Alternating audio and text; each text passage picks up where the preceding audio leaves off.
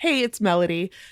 So, my husband, Bobby, is a huge fan of the show. He listens to every episode, even the ones that he thinks he's not going to have any interest in. He's also just a huge podcast listener in general. So, I was very surprised when he recently told me that he didn't know you can get the paid version of the episode in the podcast app in which you listen to all of your other podcasts. And I know I'm not going to go anywhere else, try a new system when I have something I like. So if he didn't know this, I want to make sure that all of you know this, that if you become a paid subscriber to the Culture Study podcast, you don't have to listen on Substack, although you can. You can get a special link that you plug into the podcast app that you already use. So it fits right in with all of your other podcast listening. Everything is there in one place. So if that is understandably something that has been keeping you from subscribing, that excuse is now gone. So head to culturestudypod.substack.com, sign up to be a paid subscriber, and then you can follow the instructions to get that special exclusive paid feed in your favorite podcast app. All right. Thank you. On with the show. Okay, I want you to take a second, close your eyes, and when you think of the cheerleaders, who's the one cheerleader whose face comes into your mind? And can you describe... that was going to be my tee-up. And can you describe their face? Sorry, I jumped right in. Dark brunette hair, I believe blue eyes, really welcoming face. The only type of face that like a Southern Christian family could raise. That's like heart-shaped. It's yes, heart-shaped, right? That's like the right word for that. Like Reese Witherspoon. Yes. Oh, that's so interesting. I'd never even connected those two. But yes, the voice that comes out of her body matches with that face. Sam, who do you think of?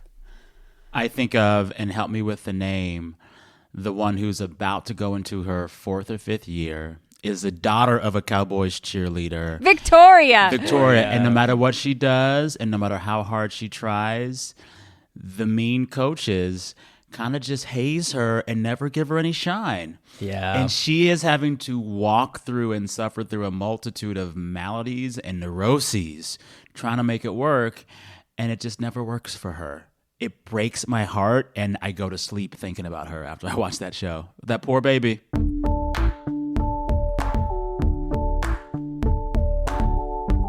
This is the Culture Study Podcast, and I'm Anne Helen Peterson. I'm Sam Sanders. And I'm Zach Stafford, and we are the hosts of Vibe Check.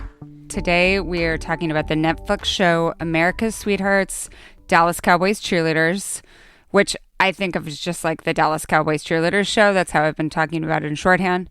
We're trying to make this episode welcoming to people who have not seen the show, but know a few things about what a cheerleader for a football team, for a professional football team is, right? And the placement of the Dallas Cowboys cheerleaders in particular in the American zeitgeist. So can either of you, this is a huge challenge. I'll give you a present. I don't know, I'll give you some of the 60-degree weather that we have here right now. Great. If you can summarize what the show is about. America's Sweethearts follows the journey of one crop of Dallas Cowboy cheerleaders for one season, from auditions to the end of the football season. You see many different types of women, some returning cheerleaders, some doing it for the first time ever.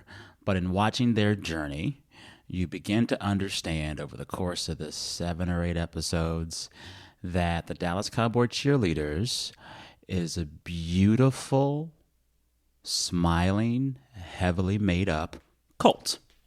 That's my description of this show. Yes, it is a cult. There's like a cult-like behavior to this entity that is the Dallas Cowboys themselves, and how these women do speak of working their jobs as if they are part of a religion that has to be respected, and that they have to fit within in order to survive in it. So it does feel like a cult in many ways. Yeah. Can I read the description of a DCC? So my dear friend Caitlin Dickerson, who covers immigration, she took some time to write about this show for The Atlantic because she was obsessed with it as a former high school cheerleader. And she paused the show when they show the handbook and they show on the screen the page of the handbook that has the mission statement for what a DCC is. Can I just read it and it'll tell you everything you want to know? Yeah. It says, quote, "What am I? I am a little thing with a big meaning. I help everybody. I unlock doors, open hearts, do away with prejudices. I create friendship and goodwill. I inspire respect and confidence. Everybody loves me. I bore nobody. I violate no law. I cost nothing. Many have praised me. None have condemned me. I am pleasing to everyone. I am useful every moment of the day." Oh my God. Whoa! Wow. That's a dystopian handbook. Like, that's like, Yes! yeah. I was listening to this, and I don't want to get this wrong. I was listening to a podcast this morning before we all talked. It's a podcast hosted by Janine Amapola, and she had Claire Walford on, who was a Dallas cheerleader in the show. And in it, she's talked a lot about that mission statement and said, whenever I walked into the locker room and felt myself being too critical of my body, feeling too critical of like all the stress I was feeling from the Dallas cheerleaders, I would say, well, who can I serve to make me forget about this? And she was like, they're being forced to go take care of someone else instead of taking care of themselves, which is just dark. They say, the last line, "I am useful every moment of the day." Yeah. well, they're useful because they have to have jobs outside of this other job in order to make a living wage. And they can't like start dating the football players because fraternization is strictly prohibited. Which then why join this team? That would be my whole reason for this. Like, I'm marrying rich. Like, what? So, yeah. I mean, it also seems to borrow so heavily from evangelical culture in terms of like the place of the woman in the home and like, oh, if you're questioning your faithfulness in some way, who do you go serve, right? Like, how do you serve God in that moment? How do you serve the Dallas Cowboys and the greater world in that moment? And usually, at least as we see in the show, that means like you go to a home for the elderly, or I don't know, you sign an autograph while the men involved have to hold the football so that they don't accidentally touch you in an inappropriate way. Don't tempt your Christian brothers. Yeah. Like, well, and there's so much of it that feels so churchy because it's all so top down. You know, the two, let's call them head coaches, leaders of the team. These are older women who were cheerleaders back in the day. They embody the patriarchy as wonderfully dressed, heavily made up older women. But they embody it. And what I notice about the way that they do things, you know, nothing is ever an assault on anyone's character. They just euphemistically tell you they don't like you and they can't stand you by saying, I don't know if those high kicks were high enough, or I don't know if you were looking happy enough today. There's this roundabout, bless your heart way of in-grouping and out-grouping without ever saying it. And that is so church. That is so church. The pastor's never going to say, I just don't like you. They're going to find some rule to say that you violated, and that's how you know. Yeah. You're too short. Yeah. Like that poor girl who gets cut for being like, how tall? I think she was probably like 5'2" or something like that, which is usually prized in most types of cheerleading, but not in this one. But with Victoria, this was the one who keeps trying, and she never kind of makes it. They do all these things to tell her they find her annoying without saying they find her annoying. Yeah. That's all their feedback. And they just mask it in this other language. The masking of the real feedback, the masking of how you feel, that is so church to me. That's so cult to me. Ugh. 100%. And like, we learn over the course of the show that like she has gone through so much and has been a main figure in like the previous Dallas Cowboys cheerleader shows. But here she is trying to figure out her way. We're not going to do any spoilers into like, is she going to try out for another year? Is she going to make it this year? Like, what's going on? How would you describe her look? Her look is in every way begging for acceptance. She's begging for these coaches to love her. She's begging for the crowds to love her. And all of her beauty and energy and light is hidden behind that anxiety. It breaks my heart. Yes. And also, this won't spoil anything, but her interview setup in her bedroom, how was that bed the entire width of the room? And what type of bed is it? Like, it like blocks her shelving. There's like a lot of questions I have around design there too. The mise en scène, look at me. The way that they shoot all of these different characters, you can tell like it's not a villain edit, right? Yeah. It's a sympathy edit almost. Yes. Like the way that her bed becomes the entire room, and she looks surrounded by like stuffed animals almost, right? Like incredibly childlike. And she's living in her mom's home. Like we get that message as well. Yeah. Well, and it's funny that you speak to this sympathetic edit. All of the reviews of this show compare these filmmakers' work to previous shows they've done, like Cheer, and what's the junior college football one? Was it Last Chance U? Which one is it? Yeah, Last Chance U. And this show has gotten these creatives their worst reviews ever because critics think that they sympathize too much with the subjects. And I see it. Wow. I see it. That's but I like that. I like that. Because I sympathize with them too. These poor things. Yes, these poor underpaid women. We should sympathize with them. Like, what are we doing? Yeah. But it's also like very, I grew up in the South, like Sam, I grew up in Tennessee. Watching the show felt like a really problematic warm blanket for me because it reminded me of all the passive aggressive ways the white women in my life would speak to me in this like loving and caring way, but it was all about controlling my body, controlling my role in our community, controlling how I operated inside the church that we were a part of. It was never really about me, but the things they were saying were about me, but no one was willing to just fess up and be like, I have this feeling about you and this is why you should change it or whatever. It's all masked in God, religion, the organization, all these things, which makes you feel kind of gaslit the whole time. And these women all feel like they're super gaslit through this whole process. Well, and they use a voice. I think Reese actually uses it more than anyone else, but you can see it in the coaches as well, and even in Charlotte Jones, the daughter of Jerry Baby Jones. Girl. It's Christian Baby Girl. Christian funny voice, right? And we just recorded an episode with a former trad wife who does this incredible breakdown of Fundy Baby voice about how it's how you get what you want. While still like being pleasing to everyone, right? So you incorporate this idea that like I'm not going to piss off any dudes, but I'm going to wield my power and get what I want. Through this like be sweet, right? Okay, this is a good jumping off point to start our questions. So this first one comes from Allison.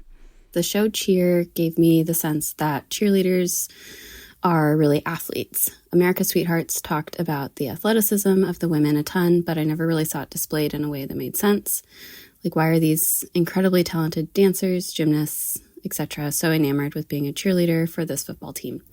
Future career prospects, clout, or something else? I don't get it. Well, like, why is it an orthodontist invested in becoming a Dallas Cowboys cheerleader? This is an interesting question. I think, okay, so the orthodontist, one of my favorite characters. Same. What? You are brilliant. You are beautiful. And also gorgeous. I was like, you have everything going for you, everything. And you're like begging these people for acceptance when you make more money than all of these people. Anyway, besides the point, I think there's a very particular type of Southern femininity that these women are aspiring to be. And it is very much like the Barbie-ification of these women. That like you have to be beautiful, you have to have a really incredible job that gives back to the community, but you also have to be fit. You have to be part of a woman's, like a girls group. You have to be a strong person of faith. And the Dallas Cowboys cheerleaders are kind of the epitome of all of those Southern qualities into one.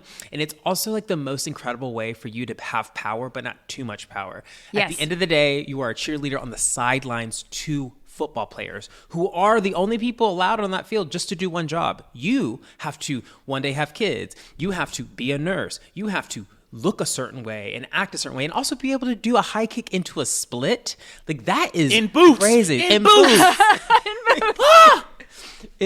So that's where I think it's rooted in, is this idea of what being a woman should be, because that's how these women talk. They say like, when people look at me, they should see Jesus. And that's what Reese says. And that to me was so profound because That I never thought of Jesus in that outfit, and Jesus looks sickening if that is Jesus. Well, and it's part that, you know, what Sam was saying about like evangelical culture, like that idea that you will be a messenger for Christ's word by being like a public Christian on the field. The thing that makes me think about, like, I think you are absolutely ideologically correct. The other thing that I think these women have, some of them, is they fucking love to cheer. Yeah. And like, I loved it when I was a high school cheerleader, junior high and high school. Like, I need pictures. There is, it's bad. But there is a high there. And the reason I became a cheerleader was because there were so few options available to do anything in my high school. You know, we had like 2 sports for girls at that time. So it's like, be a cheerleader or be in the band. And I think that a lot of these women have taken the position or the avenue of power that is available to them. And then they actually really like dancing. Totally. And you can see that. And I think some of them, like that fire for dancing has been dampened by, like, I mean, they don't get to improvise. Most of them don't get to do any choreography. That dance for the AC/DC song has been the dance for 30 years. Yeah. I know. Yeah. And there was another question that we didn't use that they're like, the dance doesn't seem that difficult. They're actually and not. Really, they're really not. They're not. They're not. And I've seen they're doing when they're showing their own freeform dancing. That was intricate and good. And I was like, do that on the field, but they can't. Yeah, they can't. And what the ideal is, and they even talk about this too with people's looks, is it's not the best. It's the most in line with the understanding of the style of dance that Cowboys cheerleaders do, and the Cowboys cheerleader look. Yeah. You actually can't be too pretty in a certain way. That would be distracting. Your beauty cannot distract from the cowboy of it all. I was saying to that point, like, I mean, that is to me the most material way of thinking of the patriarchy itself. It's saying, hey, you are an individual, you're part of your own story, community, way of being, but when you are with us, you have to lose all of that, and you have to get literally in line and perform as one and lose all sense of individuality, no matter how special you are. And that is also a cult. That's a cult. I will say that when I think about this question from the listener, why are these talented dancers so enamored with this? One, I'm careful about how I ask why questions because that sometimes assumes that these people don't have agency. They do have agency. They know exactly what they're doing. But two, I think they're aware of something that all women are aware of, and that is time. There's a clock on these bodies. There is a clock on these bodies. And given the nature of the physicality of the job, they can only do it for a few years. And given the beauty standards that these people require to be a cheerleader, their bodies will have aged out otherwise by like 30. So if they want it, they have to do it now. That's why you have an orthodontist, a dentist, you know, putting a dentistry career on the back burner to do this because she can be a dentist at 40 or 50. She cannot be a DCC at 28. They're aware of time. Yeah. I was just going to say that she's the only character that I was like, she's going to be fine. Right? Fine. And it's because she had a whole life that was not DCC, right? And that's why there's so much sadness for Victoria because she has no life outside of it. Yeah. And like also Victoria knows that if she doesn't get to be team leader this last year, it'll never happen for her because she is aging out. And what I love how you're talking about clock, because as I was doing research for today and listening to some of there's like a whole genre of Christian influencer podcasts, which I didn't know existed till today. And a lot of these women are on it. And they were all talking about that clock and that the reason why they're okay having other jobs while being in DCC is because the clock is ticking and this will not always be like this. And they need to be prepared for what happens afterwards, which is such a wild burden to carry on yourself, to rationalize the way in which this is like subjectifying you and like not giving you really any like power in the world. Like it's so limiting in many ways, and yet they're just saying more and more and control me more, and yes, I'll carry more burden on me. It's a pretty incredible system they've built for them. Isn't there one who like has to take a year off to have hip surgery and then she wants to come back after the hip surgery? No, it's the one she's the older sister, Anna. Okay. Yes. And she does her 5 years and kind of ignores a bunch of pain and then has to have 2 surgeries. Oh my God. And it's this incredibly common injury amongst those cheerleaders for the landing and the splits And we should describe this move because it is the centerpiece of the work they do and the showpiece for the main song, and they work like dogs to get to it. They're in their cowboy boots, in their outfits on the field. They're high kicking, but then they do a jumping split. So they jump into the air and are in full split in the air. Then they fall down to the AstroTurf in a split.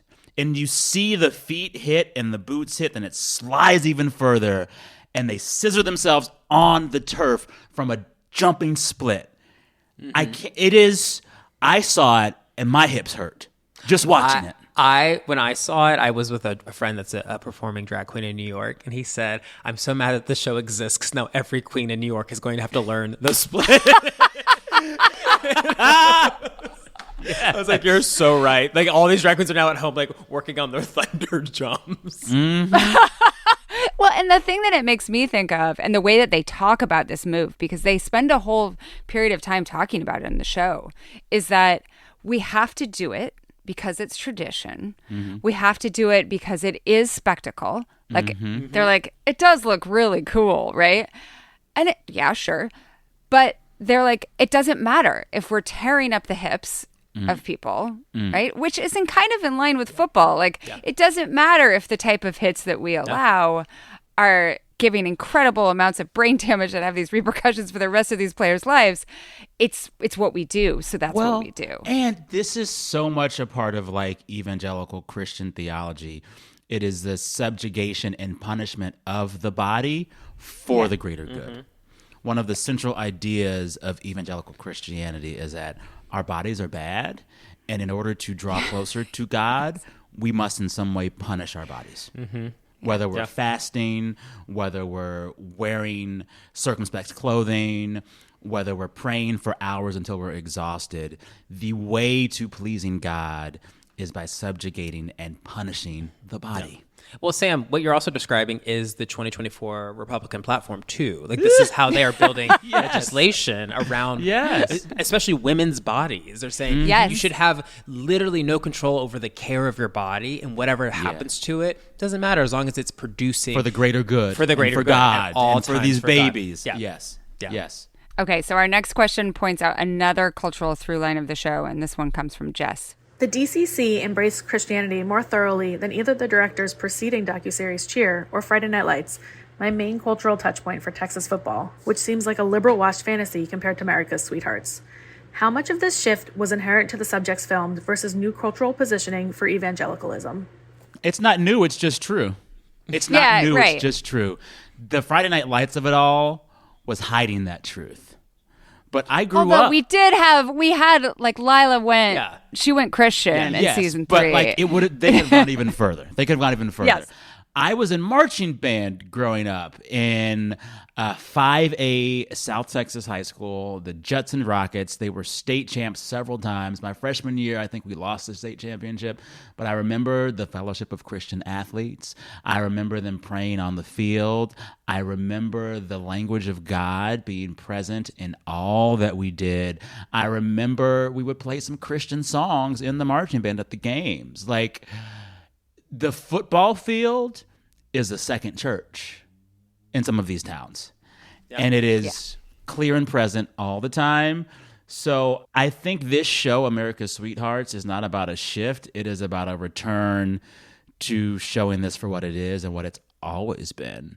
Yeah. Southern football is a Christian endeavor.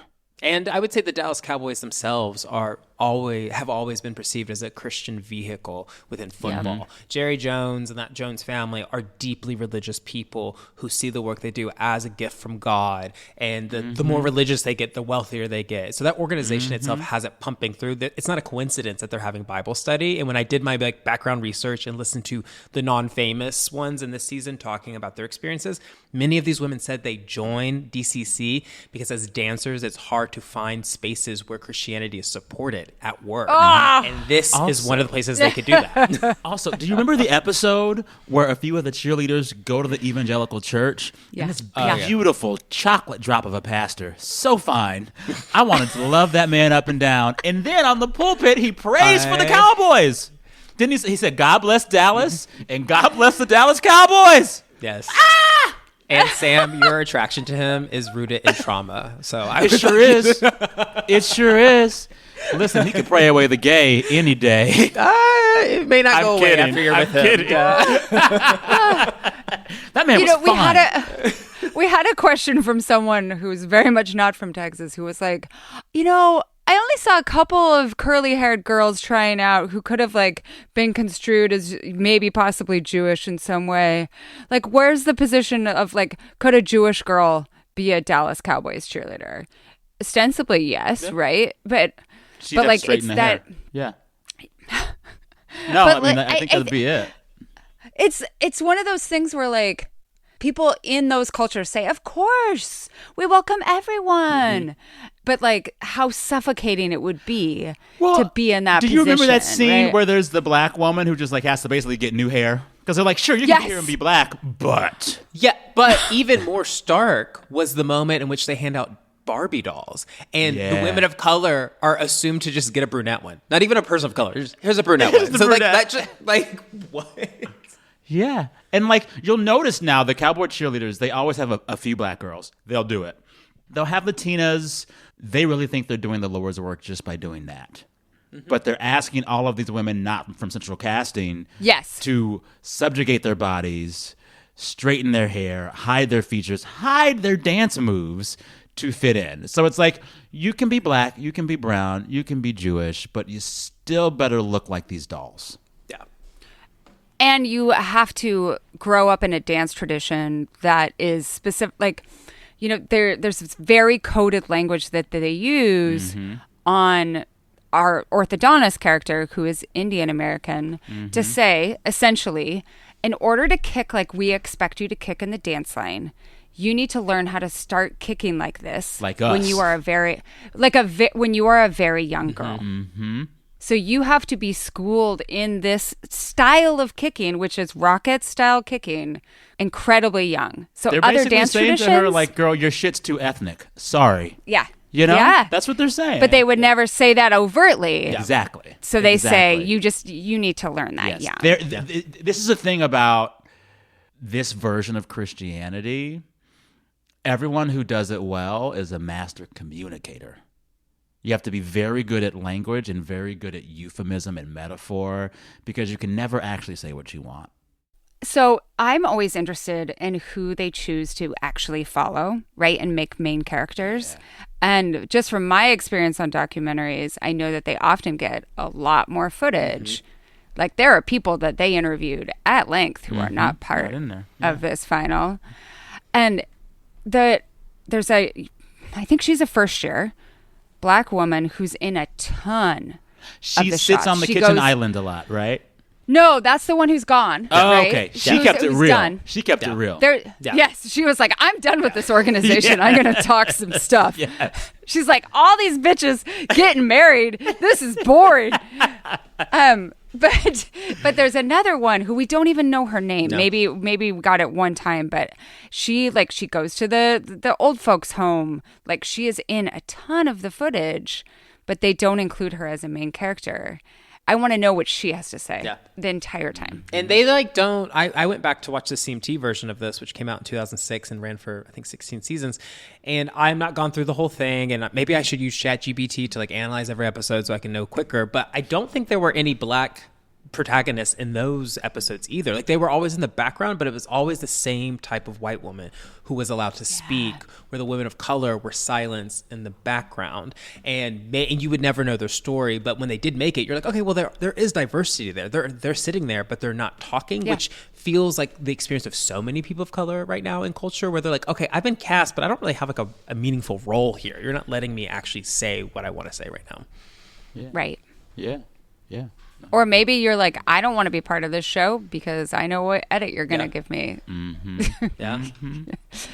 So we're going to talk a little bit here about diet culture and upholding thin ideals, which, by the way, is also the theme of the Ask Ann Anything segment today. So be sure to stick around for that. But this question comes from Michaela, and Melody's going to read it. Kelly and Judy use the word fueling a lot. It's clearly code for not engaging in disordered eating behaviors. But is this antithetical to the image they require girls to have? Like, is this just an attempt to not get canceled for how they talk about the cheerleaders' bodies? I love this question. When they said fuel, make sure you're fueled, every red flag went off in my body. I was like, whoa, where is this coming from? Like, why was that so intentional that they're saying that? And then I went back and watched some old footage. In the first few seasons of the CMT version, all they focus on is that these girls have gained weight. Like, literally, they will not bring girls back who in the very first episode of the first season, one of the judges says we should not bring her back because during break she gained weight, and that shows that she doesn't care about herself. And it's like, what is going on? So the whole culture is deeply rooted in a body dysmorphia, and they have been actively trying to change it. And in this interview I listened to this morning with one of the current cheerleaders or current all-stars, she defended it by saying the DCC is more body inclusive than ever before right now, which was the most telling statement. That this new version is the biggest they've ever been allowed to be, which is still not, by any standards, probably healthy for most of them to upkeep forever. What I noticed about all of it is the ways in which their adherence to tradition kept them from being kinder to human bodies. Yeah. Have you noticed how old that Cowboys Cheerleaders outfit looks? The look of it feels like it's still stuck in the 1970s, and it's not at all forgiving. It's a literal blouse. Yeah, it's a blouse. Yeah, it's just a blouse. Yeah, and it's not forgiving. But like, if they really wanted to be in any way progressive or kind to women, they could find a new uniform type that still feels very Cowboys, but allows bodies to more just be bodies. They don't want to do that. They don't want to do that. Right. And that doesn't mean that it has to be like a full-length majorette outfit, or I don't know. Like it could just a higher waist even. Like what Taylor Swift wears, right? Yeah. Which is like a bodysuit type of thing. A bodysuit, high-waisted, crop top type situation. But again, it's like similar to the Kicks. We always did it, so we always do done it. This is what we do. Yeah. I think that they got media training specifically on how to talk about that because of the feedback that they probably have received from the other show. Mm-hmm. I mean, I think they all were trained in various ways, especially like Charlotte Jones, on how to talk about the compensation and how this is why we don't pay them anything. It's because like this is the chance of a lifetime. It's essentially like a shit passion job. But I think the fueling thing also reflects shifts in the way that culture at large talks of, like, it's no longer cool to have to skip meals. Unless you're a tech bro and you call it intermittent fasting and biohacking, right? Right. The norms of the 2000s and 2010s are no longer the norms. And so you have to talk about it within this realm of wellness where something like fueling becomes appropriate. Yeah.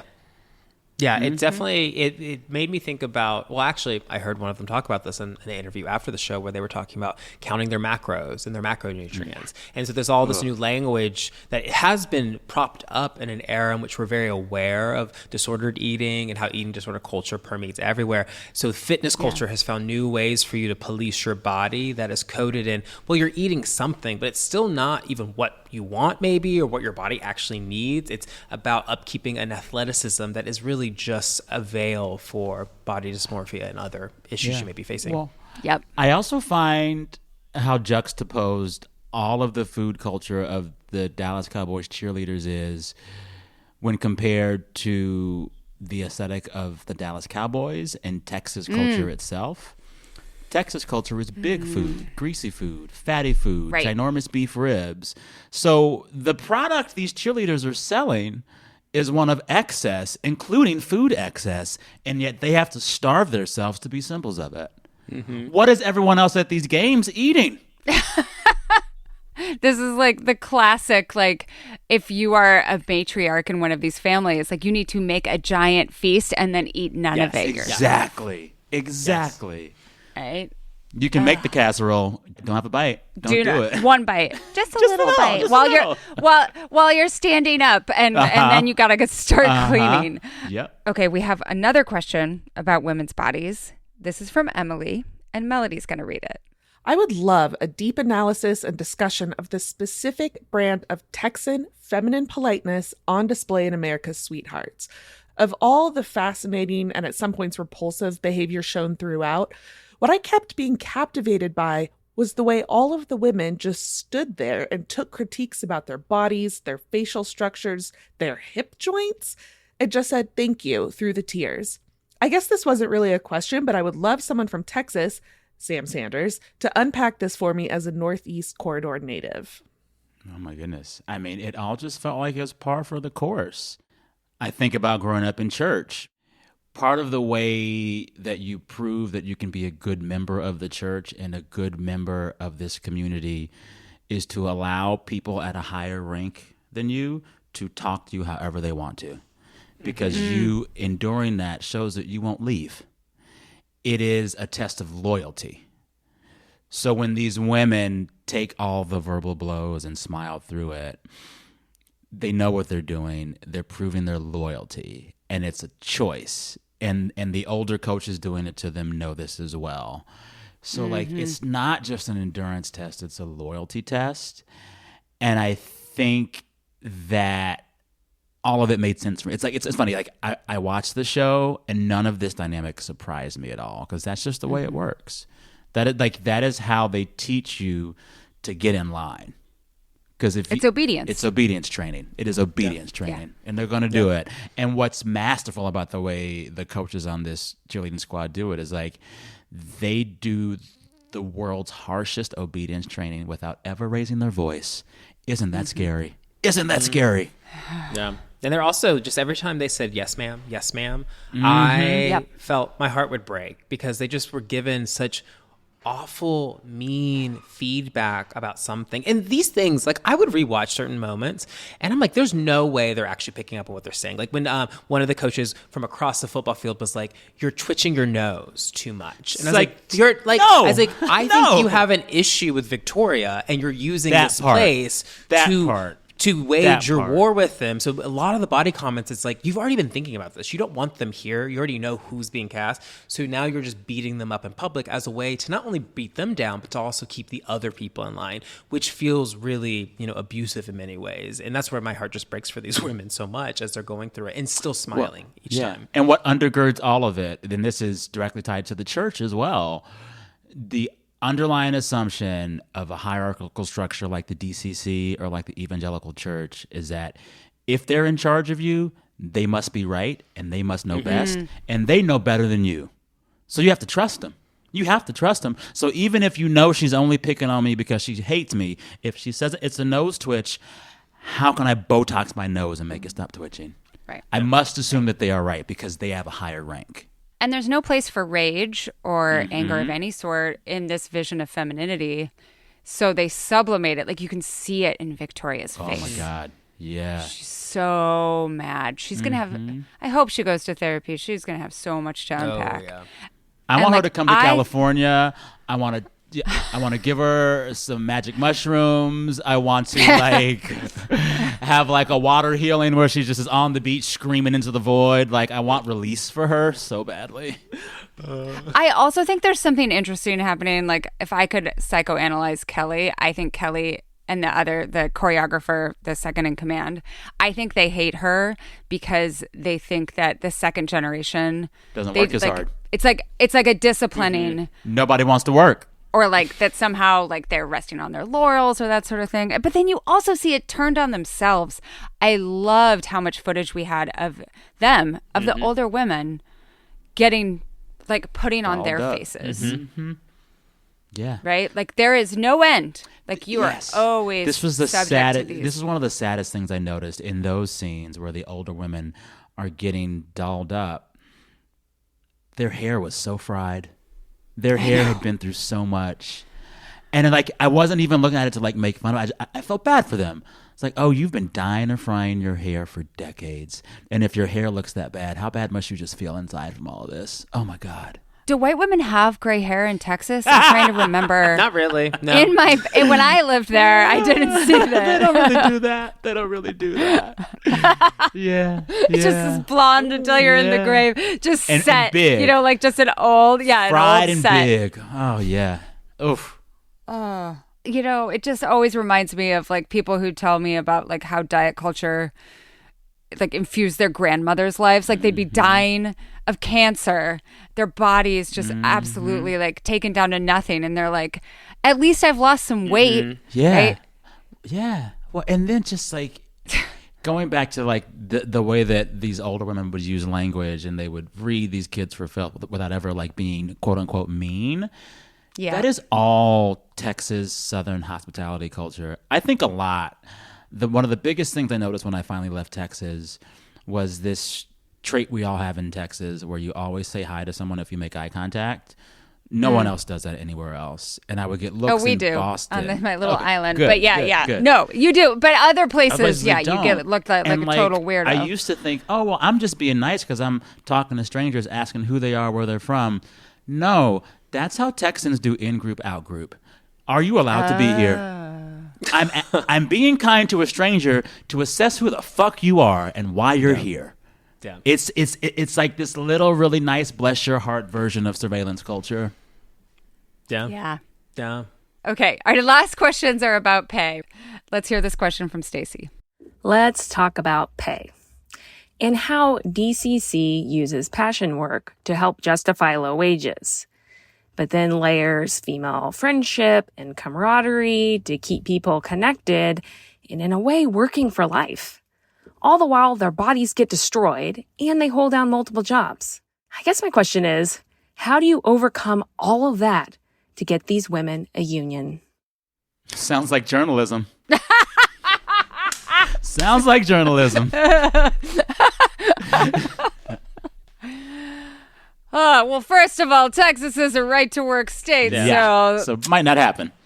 But I've done some research that involves some weird Reddit threads and junky SportsIllustrated.com articles, and they are the highest paid of all of the NFL squads. But that means very little. So they still get like, I mean, it seems like ultimately most cheerleaders make between $30,000, maybe $50,000, $60,000 a year. And that's why they have to work outside of this. What I'm astonished by is the ways in which they like work a full job as a nurse's aide and then turn around and at 6 p.m. until 10 p.m. you go to practice, right? And all of the other appearances that they do. Yeah.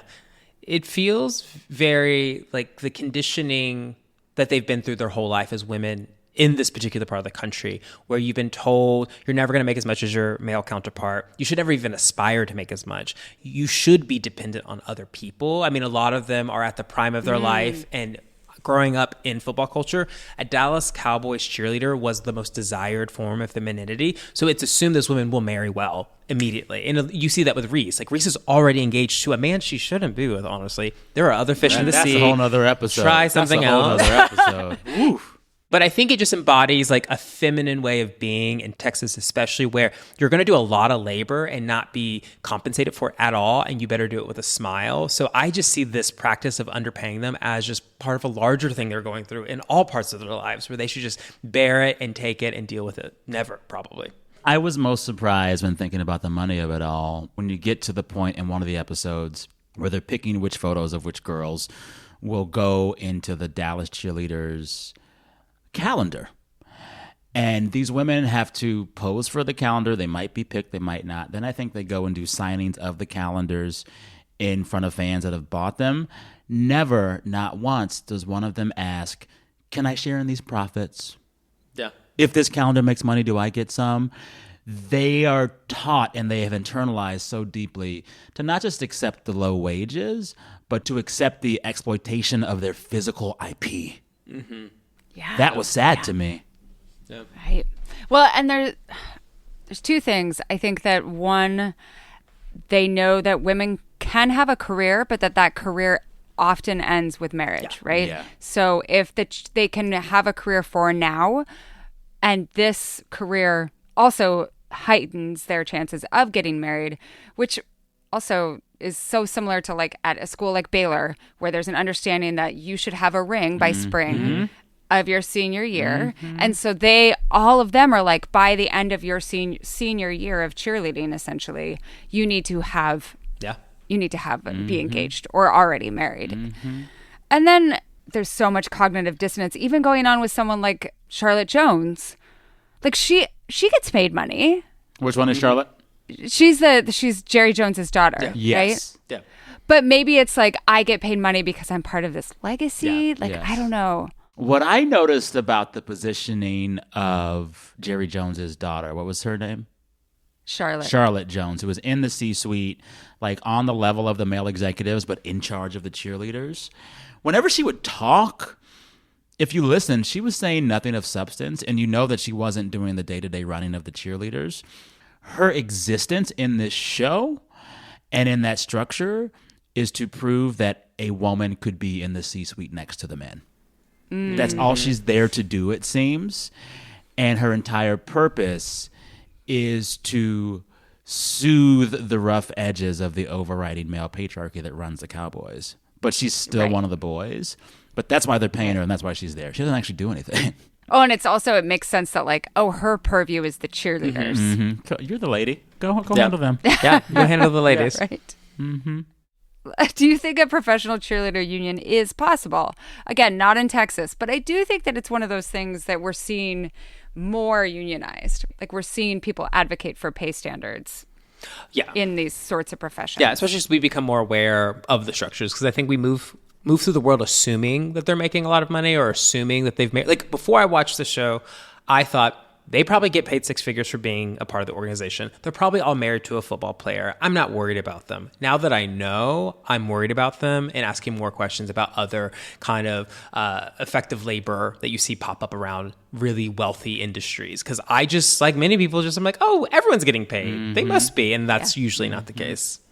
Yeah. You know, one thing I was thinking about and they don't address, at least in this season in any capacity, is similar to Bama Rush. I wonder if someone came in and had like a huge influencer following and was like making TikToks of the process, if they would be wary of her because she has too much power to leverage over them. 1,000%. 1,000%. I think so. Right? Yeah. Even in like an interview I was listening to today, one of the cheerleaders said she was asked on this season of the show to have a first date filmed. And the interviewer was like, that would be so awkward to have a guy get a camera on him for the first date. And her concern was that the guy may not be DCC approved enough to be on camera. It wasn't about like her own desires or love, but it was about the brand identity of the Cowboys. And does he fit into it? And that just tells you everything about the What about the like Hallmark movie fiance that's engaged to the woman who just finished off her final year? Do you remember this guy? Oh, yes. Yes, the actor. He was an actor. He's an actor, and he's been in a couple Hallmark movies. And he moved to Dallas for her. Yeah.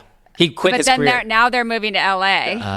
so that he can chase his dreams. And she's like, it's now his time to have his dreams fulfilled like I had mine. I was like, this is why I'll never be married, because I'll be goddamned if I take a year off for myself. This guy is like, I will be on this show. I am thrilled to be on this show. Whereas Reese's fiance, I feel like, it's like, if Reese wants me to be, like, if she thinks it's a good idea for the camera people to come to my power washing job, it's a good idea. Yeah. Bless that kid. Bless all their hearts. Those babies. Those babies. Last question. This is again about passion work, and this comes from Kelly. After watching the docuseries, I perceive DCC as a pseudo-cult devoted to upholding a particular kind of outdated feminine ideal. My question is there a masculine equivalent?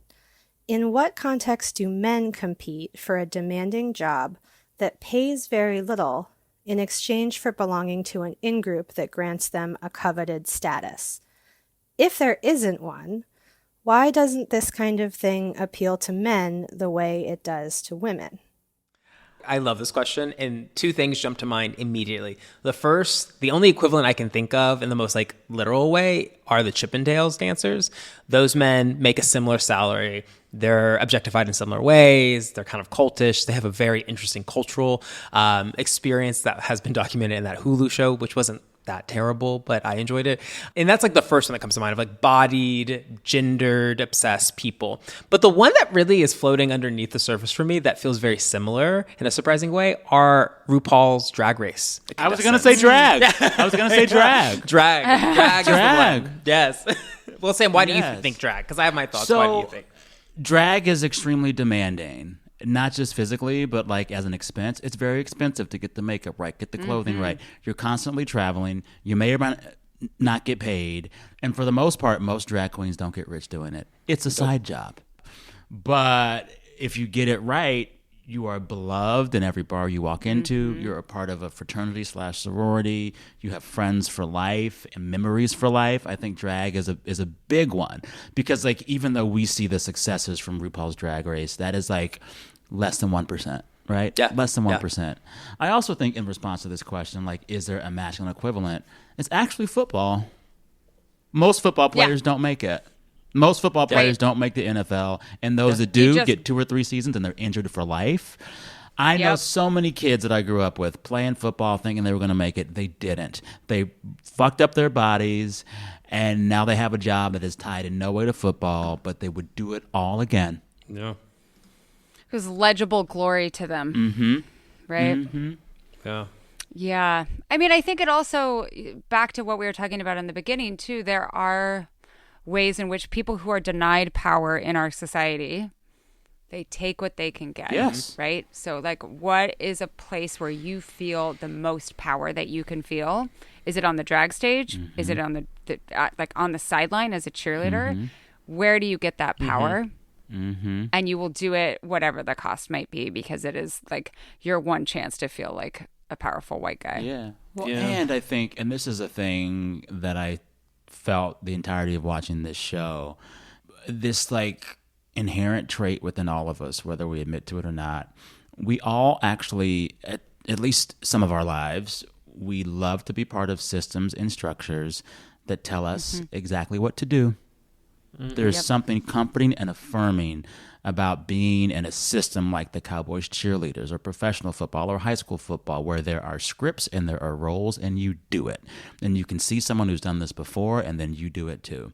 I was in marching band, so I was like the queer hanger-on to the football industrial complex because the band kids were always just inherently queer-coded. But even that was a script. They tell you how to do it. You see how to do it, and they teach you. And the time of my life when I felt the most connected to other people ever was probably high school marching band. These systems and structures give us something. They give us belonging, which means a lot. Yeah. Yeah. I mean, the reason I wanted to be a cheerleader, like most of it was that I wouldn't have to decide what to wear to school like 2 to 3 days of the week. That's real. Because you wear one of your cheerleading uniforms. Or your like hideous warm-ups that were like made out of like, balloon material. It's just so gross. Purple and gold. But yeah, like that, especially in times when you feel like you don't know what's next in your life, right? So that might be high school. For these women, like the period post-college or in your early 20s, like that is an incredible transitional period, especially when there are these expectations in a place like Texas around when you should be getting married and like what your relationship with your boyfriend should be like and all that sort of thing. There is some structure. Whereas there. like the high kicks are always the high kicks. The splits are always the splits. That's it. Right. Do it. Right. Like you know exactly what you're doing on a Saturday. You have no free time because you're always practicing or doing your hair or maintaining your body in some other way. And it doesn't give you a lot of time to be sad or to think about the world around you. So this is church too. This is church. And the bow on all of this is the reason why it keeps you so busy and keeps you so focused on the community is that if you were to take a moment to break free, like Victoria is about to do, hopefully, you would then want to dismantle the whole thing. So they have to keep you busy. Yes. And that's why DCC remains to be a very beautiful cult. Yes. Well, that's the word. That's the ending right there. That's the The benediction. Bene Gesserit. Yes. Okay, so tell our listeners where they can find each of you if they want to find more of you on the internet and your preferred way for people to listen to the pod. You can find me on, I think, mostly just Instagram these days. All the others have fallen off for me. I haven't joined Blue Sky in a real way yet, so don't find me there. Our co-host, Sayu Jones, is big on Blue Sky, loves it. So go there if you're on Blue Sky. And then Vibe Check, I don't know, podcast app is the best. Wherever you get your podcast, but I listen to it on the podcast app on Apple. Yeah. It's 2 words, Vibe Check. You can find me on all socials at Sam Sanders. And yeah, I'm probably most active these days on Instagram. And truth be told, it's a bunch of photos of palm trees and dogs because I like that. I like it. I like it. Just too. vibes. Sam is vibing. Vibes. Yeah. Thank you so much for coming on the show. I cannot imagine better co-hosts for this. Thank you for Good to be having here. us. And I have to, before I leave, have to clarify something. When you had me on to talk about Anne Hathaway, because I love her so much and have crafted a hero's arc for her in spite of what facts exist or don't, I incorrectly said that part of her renaissance the last few years was having a good divorce. She's never been divorced. She just gives me impeccable survived a divorce energy. So sorry for the error. Do you remember this, Melody? I mean, it was in the Bradley Cooper episode. I do remember you saying When that, we were and then talking somebody about brought it Anne up in the comments. They were like, "What is he talking about?" I know. So, I just we'll put a added to her correction. mythology. Yeah. I added to her mythology. She must have won a divorce.